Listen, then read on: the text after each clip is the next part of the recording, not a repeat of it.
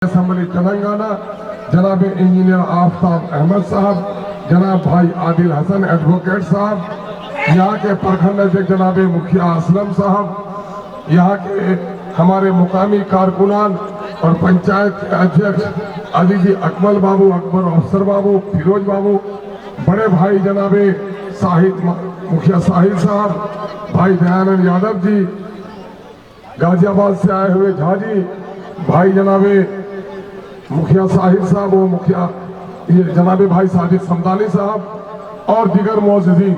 वक्त की किल्लत है, परमिशन का मामला है और हम बहुत मुख्तसर में आप लोगों से बात करना चाहते हैं। नौजवानों और अजीजों, सोनथा की सरजमीन ही नहीं, पूरे कोचा धमन की सरजमीन ने अख्तरुल ईमान जैसे एक मामूली शख्स के बेटे को जो इज्जत दी है, मेरी नस्लें भी आपके इस एहसान को नहीं चुका सकती हैं। मैं अभी उतर रहा था, इंसानों का सैलाब देख रहा था और मैं अपने सदर से कह रहा था कि अल्लाह से दुआएं कीजिए, इन लोगों की इन मेहनतों की कुर्बानियों का अल्लाह तबारक तआला इनको सिला पहुंचाने की हमको तौफीक दे, क्योंकि मैं आपकी इस एहसान को कर्ज समझता हूँ। मैं इस बात को भी समझ रहा हूँ, दिल्ली से, लुधियाना से, पंजाब से, आसाम से, गुजरात से लोगों की एक बड़ी तादाद आई है। अपनी बहन की शादी में नहीं आए, लेकिन वो इलेक्शन में आए, और माँ की बीमारी में नहीं आए, इलेक्शन में आए हैं। चूंकि MIM ने गुजारिश की थी कि माँ मर जाए, ना आ सको, दफना दी जाएगी, माँ तुम परदेसी हो, तुम्हारी दुआ अल्लाह कबूल करेगा, पैसे भेज देना, ना आ सको, बहनों की शादी हो जाएगी। लेकिन बहनों की आबरू की अगर हिफाजत चाहते हो, माँ के इस्मत की हिफाजत चाहते हो, इस मुल्क में अपने मस्जिदों के मिंबर और मेहराब की हिफाजत चाहते हो, इस मुल्क में दाढ़ी और टोपी की हिफाजत चाहते हो, इस मुल्क में गंगा जमनी तहजीब की हिफाजत चाहते हो, तो वोट देने जरूर आना। इस पर भी बहुत सारे नौजवान वोट देने आए हैं, मैं उनको सलाम करता हूँ। मेरे नौजवानों, हमारे बुजुर्गों ने दो जुमला कहा कि वोट देनी है, सरकार बनानी है, वोट देनी है, सरकार गिरानी है। मैंने अक्सर कहा है, ए बुजुर्गों, अगर वोट से सरकार बनती है, सरकार गिरती है, ये काम 70 सालों तक आप करते रहे, खुदा के वास्ते ये भी समझिए कि जिस वोट से सरकार बन सकती है और सरकार गिराते रहे, लेकिन आपको क्या मिला? आइए, क्या भाई, क्या है? अच्छा, अमोर के हमारे मुखिया मुख्तार साहब, जनाब मुखिया अहमद हुसैन साहब निकंदर, जनाब मुखिया सनोवर साहब, जनाब मुखिया लाल साहब और प्रखंड प्रमुख वगैरह साहबान सब हमारे आए हुए हैं। कोचा धमन का खादिम होने, बेटा होने की वजह से अपने मालिकों को जो अमोर से तशरीफ लाए हैं, चूँकि मैं उनका खादिम हूँ, मैं उनका इस्तकबाल करता हूँ। नौजवानों, वोट से अगर सरकार बनती है, सरकार गिरती है। जो काम हमारे बुजुर्गों ने किया, बैरिस्टर सैयदुद्दीन अवैसी ने आकर ये बताया कि जिस वोट से सरकार बन सकती है, सरकार गिर सकती है। खुदा की कसम, तुमने अगर सही तौर पर इस्तेमाल किया तो उस वोट से तुम्हारे इलाके की तस्वीर बदल सकती है। अगर तुमने उस वोट को सही तौर पर इस्तेमाल किया तो तुम्हारे नस्लों की तकदीर बदल सकती है।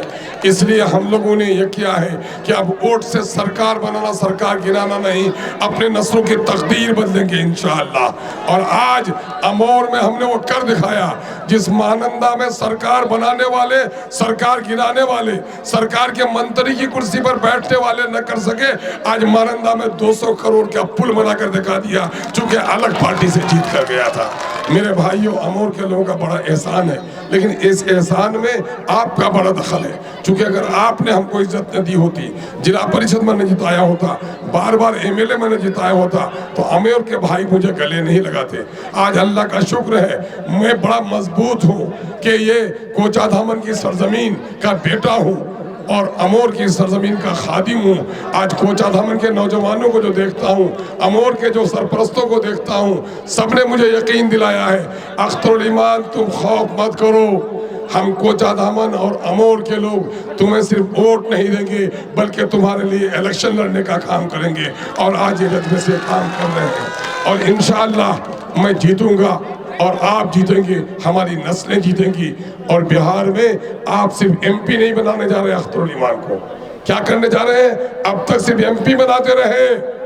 अगर आपने अपने इस बेटे और भाई को जिता दिया तो बिहार में मुसलमानों की एक नई क़यादत खड़ी होगी, जिसको मैं भेजने जा रहा हूँ।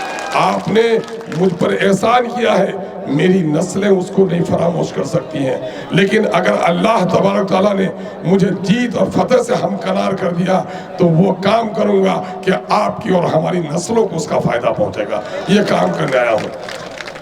जावेद के बारे में, निकम्मेपन के बारे में, कौवे को कालिक लगाने के बराबर है, उस पर ज्यादा बात करने की जरूरत नहीं है।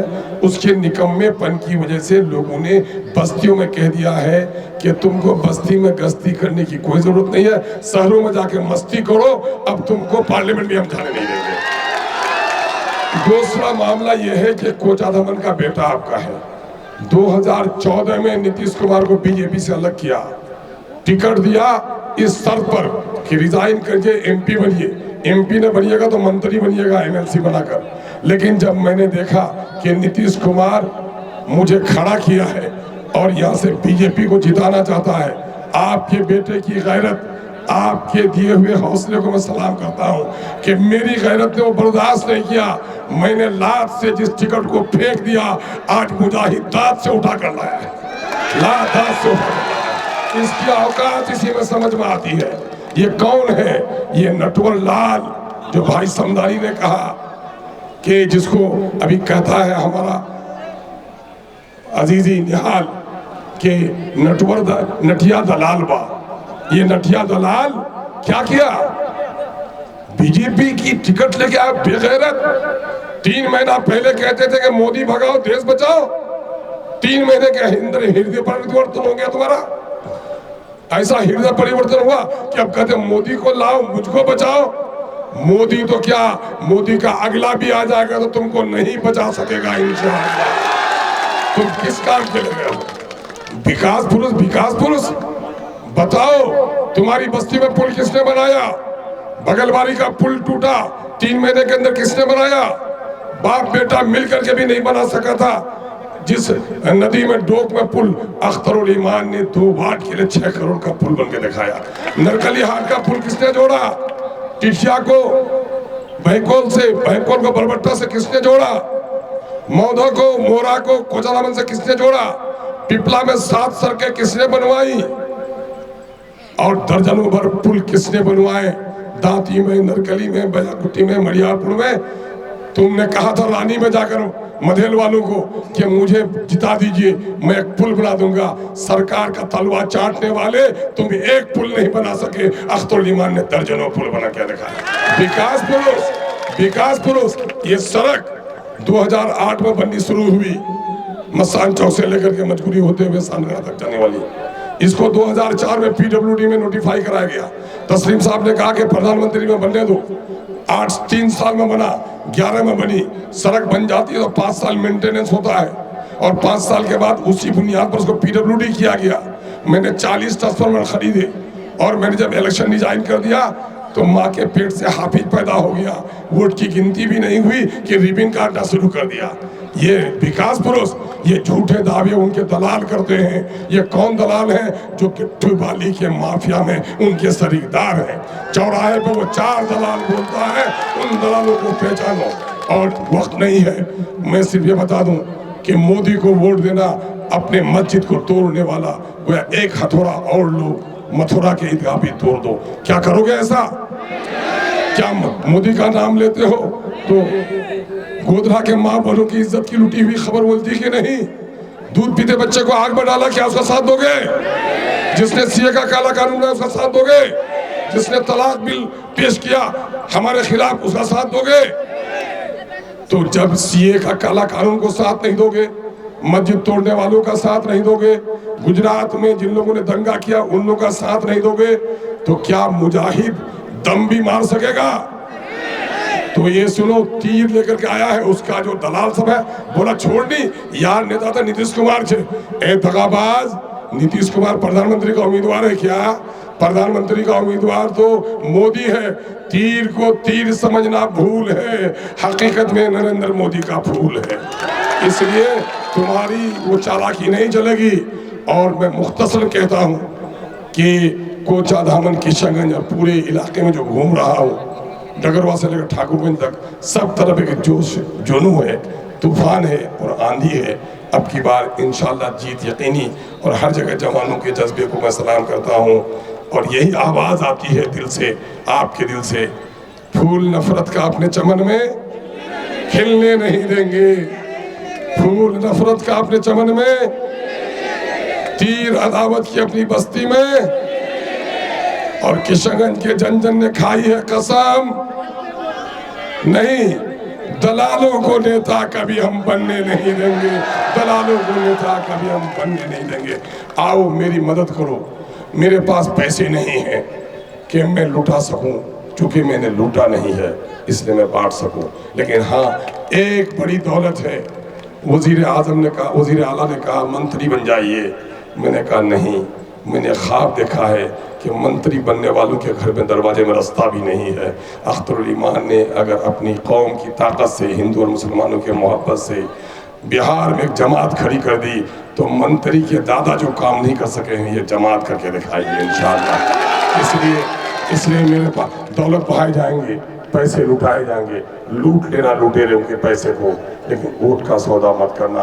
अख्तरुल ईमान के पास दौलत नहीं है, जज्बा है, खुलूस है, अखलास है और जिस्म के अंदर में खून का जो खतरा है अपने कौम के मुस्तकबिल के लिए, उसको बहाने के लिए अख्तरुल ईमान तैयार है। आपकी मोहब्बत, आपकी दुआएं बरकरार रही तो अख्तरुल ईमान आपके नाम को आज तक बदनाम होने नहीं दिया है। अख्तरुल ईमान नहीं, वक्त नहीं है सर। अच्छा, मेरी नेकतरीन माँ बहनों और बेटियों, आपकी खबर तो मैंने देखा भी नहीं था इन तूफान में। मैं आपसे दुआ करता हूँ, आपने बड़ी इज्जत दी है। एक मरतबा 26 अप्रैल को फिर से नफल के रोजे रख लेना। ये नफल के रोजे उन दूध पीते मासूम बच्चों को जिनको आग में फेंका गया है, उनको सामने में रखना। और पतंग के निशान पर जो चौथे नंबर पर है उस पर वोट डालना, ताकि पूरी फिजा बोले पतंग पतंग पतंग। और दलालों का जीना हो जाए तंग तंग तंग। इनकलाब इनकलाब जिंदाबाद। अब आपके सामने में जनाब बैरिस्टर रसूल अवैसी साहब हैं, मैं उनको आपसे रूबरू करता हूँ और तो कहता हूँ कि मैं जब भी उनको बुलाता हूँ तो कई अशार याद आते हैं कि हजारों साल नरगिस अपनी बेनूरी पे रोती है, बड़ी मुश्किल से होता है चमन में दीदवर पैदा। और फिर एक और शेर याद आता है कि रुस्तुम का बदन ज़ेरे कफन कांप रहा है, अल्लाह किस शेर की आमद है कि रंग कांप रहा है। जनाब बैरिस्टर रसूल अवैसी साहब।